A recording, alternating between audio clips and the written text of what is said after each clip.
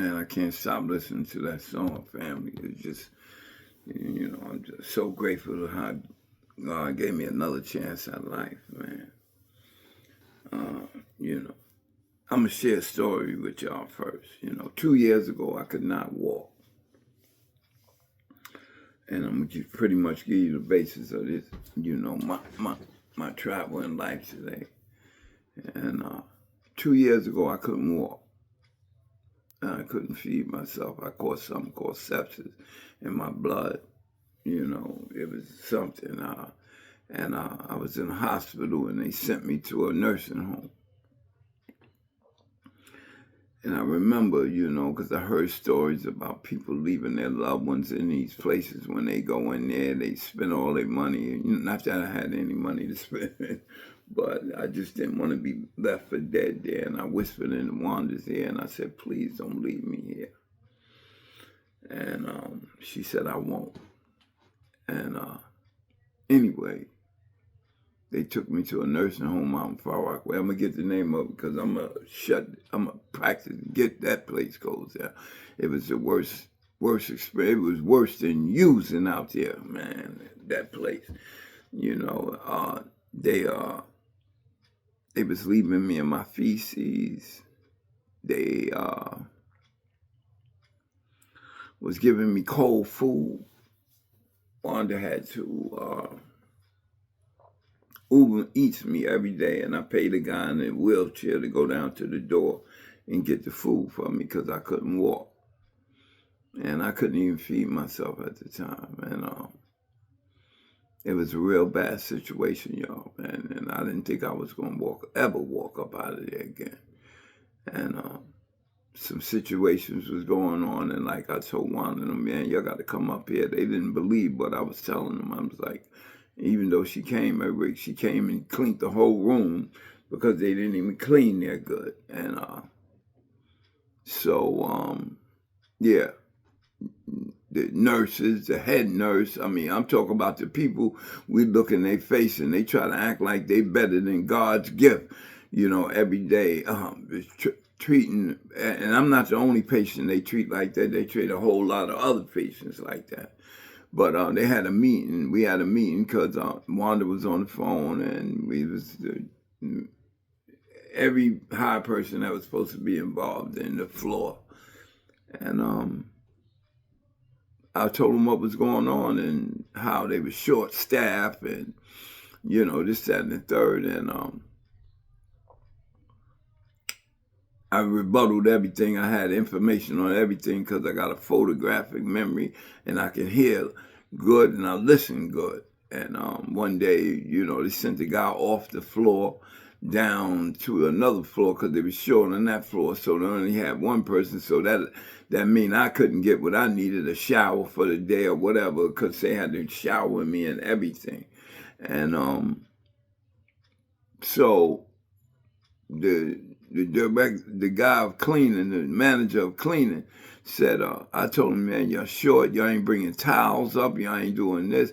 He said, we're never short on the floor. I said, what about it just so happened that it just been Thursday. It just passed. I said, what happened to Thursday? Y'all sent somebody off the floor to another floor. And I had heard this. And he was like, no, I got to check into that. Now, he's stuck now. He got his foot in his mouth. And then the head nurse of the floor go, yeah, and then we got this rumor about you touching people. I said, touching people? I said, Wanda, do you believe that I touched somebody? She said, no. I said, no. I said, I don't believe it neither. And I was there. And it definitely can't be true because I can't even touch myself. So how could that be true? So the lady had 2 more patients like me on her caseload for the day. So one more would give her a whole lot of work to do because she had to do everything for me. But yet she chose to sit there and lie on me, giving me something like that. I ain't never had no war, nothing like that. You gonna try to give me that? Man, I got back upstairs, man, and I prayed. I said, Lord, please, if you let me walk again, I'll serve you for the rest of my life. Well, the next day, I was walking. Well, I wasn't walking, but I had actual movement. I was feeding myself, and I got on the walk, and I practiced that whole night. The next day I was walking, I was sticking my chest out, cursing everybody out. Get me out of here. Let me sign out, because I was in there, voluntarily. So I told them to sign me out. And they said, no, we don't sign nobody out. We're going to give you a proper go out, like as if I finished, because they didn't want that infraction on that nursing home. I guess they had too many already. But anyway, that's the basis of, man, what I'm doing, man. Like, that's where I got my vision from, to give back, man. What was so freely given to me, man. Another chance. And I don't share this lightly, man. Like, my life has changed tremendously as a result of me turning my life over. And I don't care what God you serve, who you serve. That's your business. Whatever God you serve, and it's working for you, God bless you. Mine is definitely working for me. He ain't telling me to jump out no windows. He ain't telling me to jump out no planes. He's telling me simply, be nice to everybody, even your enemies, one day at a time, 1 second at a time, whatever time. Wherever I go, I take me with me now. I'm the same person behind closed doors. Yeah, I got little flaws that I curse. I listen to rap music. I don't believe in God, because that's a misconception that, just because you in the church, you can't listen to rap. You can't dress like certain stuff. No, he don't want you to act like a person. Act like the music telling you to learn, because most of them telling a lie anyway. It ain't even the truth.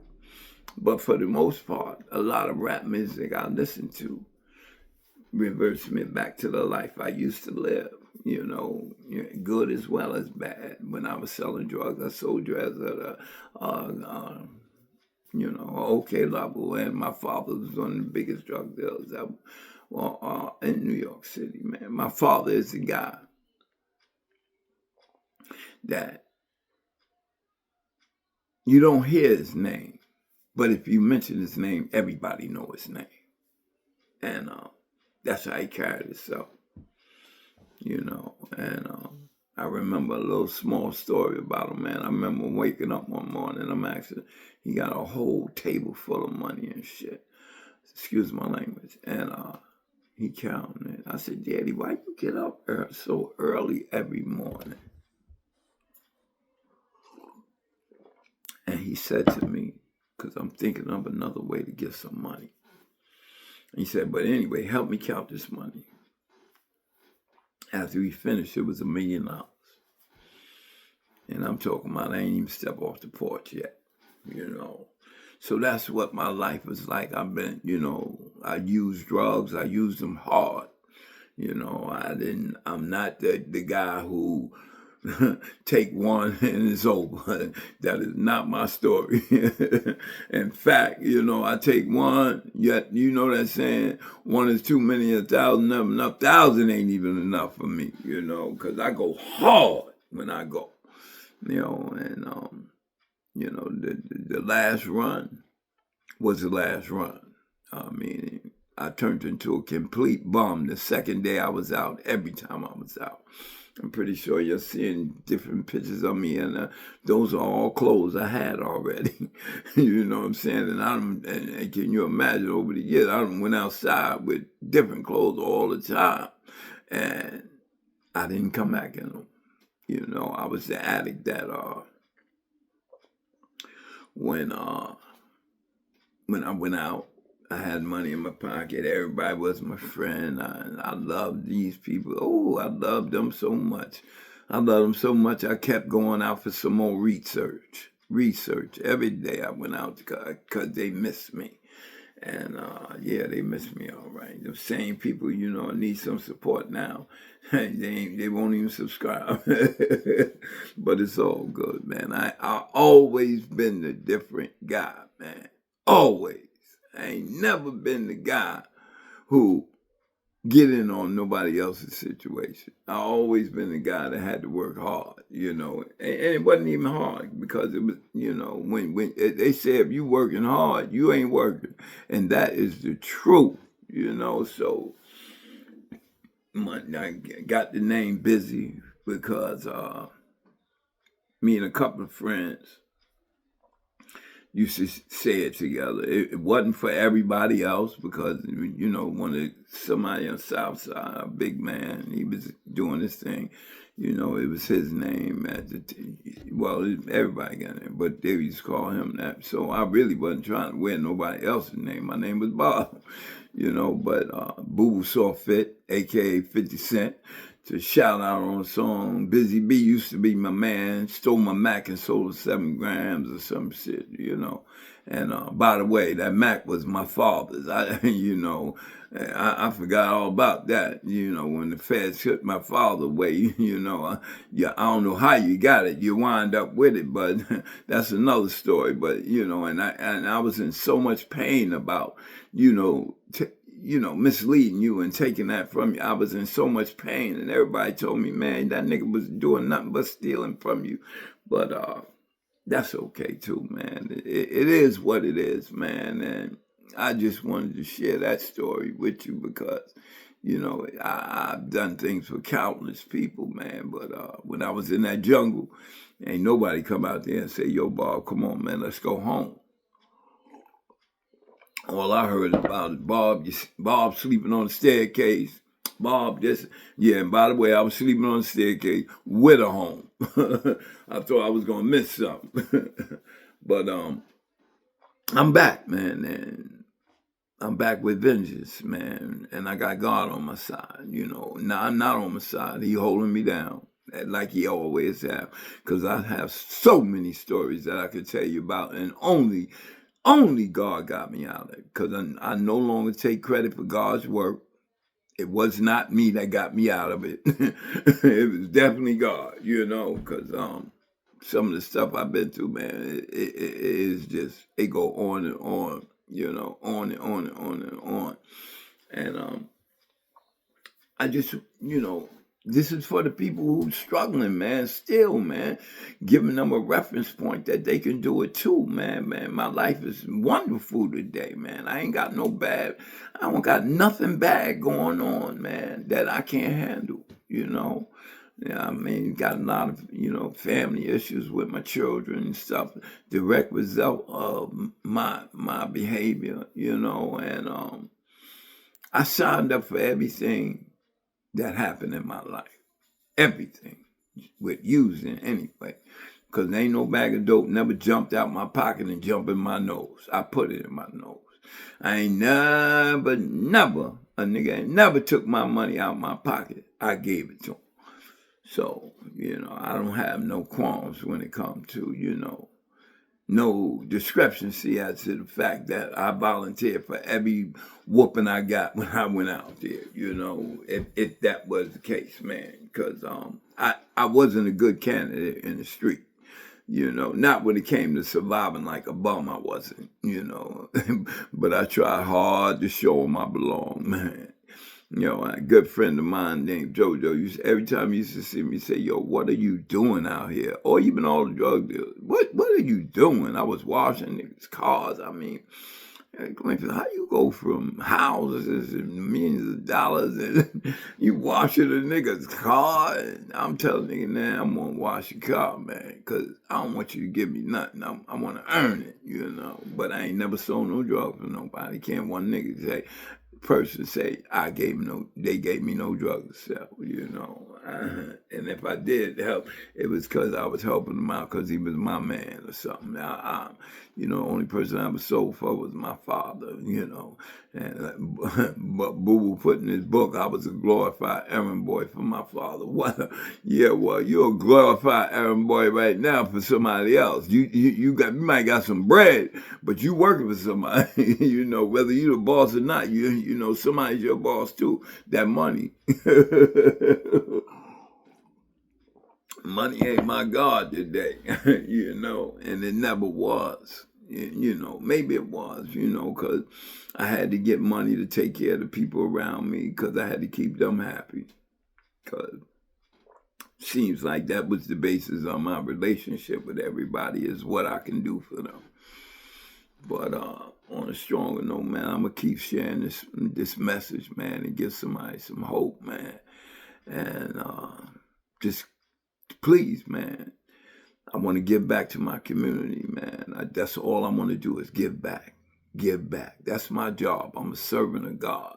To my enemies too, man. You know, whoever they may be, if they are, because I don't know that I got none. So if you think you're my enemy, you're not.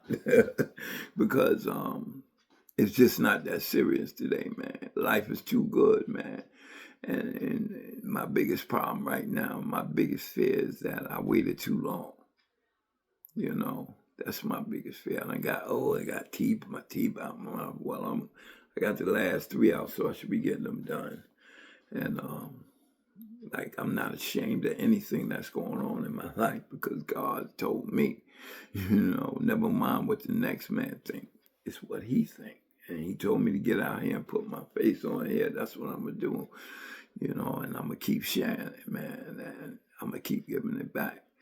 And I have to tell y'all, I remember this little kid. At the time, I was driving a $60,000 car. At the time, paid for. That's how sick I was. I can use that money right now. But it wouldn't have did me no good because I got it from ill will, you know. But he told me I was his hero. And I said to him, how is it possible that I can be your hero and your father's a correction officer? And he worked every day, all week, to put clothes on your back and a roof over your head. And I'm your hero. How come he not your hero?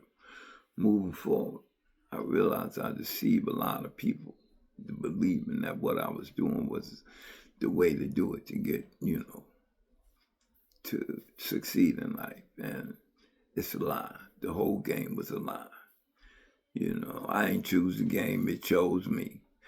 You know, with a simple game of spin the bottle I was introduced to them insecurities. You know, when the girl told me she ain't want to kiss me, I mean, all kind of things kicked up in me, man. All kind of, you know, and I took those insecurities and the fear and the not feeling not worthy and all of that stuff. I took it out into the world with me, and the only thing made me comfortable with myself was selling drugs and getting money. I'm an addict named Bob. I'm truly grateful for this process. Thank you for letting me share. Who is it?